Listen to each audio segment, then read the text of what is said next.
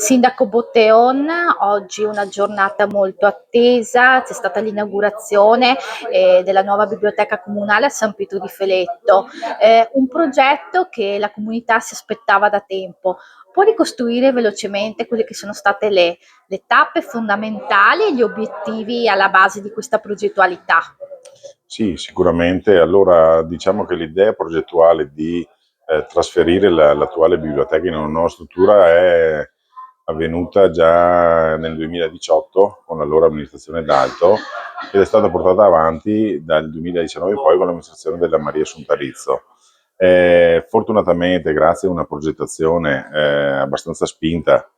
siamo riusciti nel 2022 ad avere nel 2020 ad avere un contributo ministeriale importante che ci ha permesso di proseguire con la progettazione complessiva dell'opera e andare a iniziare i lavori. Purtroppo il Covid ha evidentemente rallentato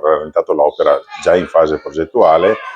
e soprattutto quest'opera ha risentito dell'andamento dei prezzi che sono stati veramente altalenanti dal 2021 in poi. Sta di fatto che però insomma nel 2025 è venuta a compimento diciamo, tutta la parte strutturale e con i primi mesi di quest'anno abbiamo completato quella che è anche la parte di arredi e di funzionalità effettiva della nuova biblioteca. Una biblioteca attesa dalla popolazione sì,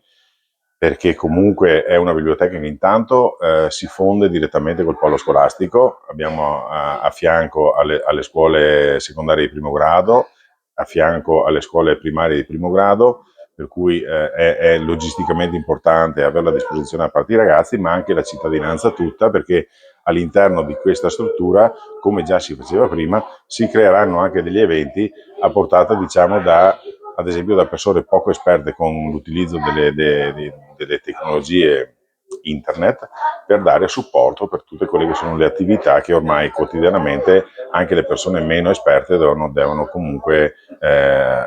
adoperare per poter condurre una vita, tra virgolette, tecnologicamente normale. Quindi non solo una biblioteca, ma un vero e proprio punto di incontro per la comunità. C'è un invito che si sente di fare alla popolazione per usufruire attivamente di questa nostra, sì, di questa nuova opera appena inaugurata? Sì, l'invito è quello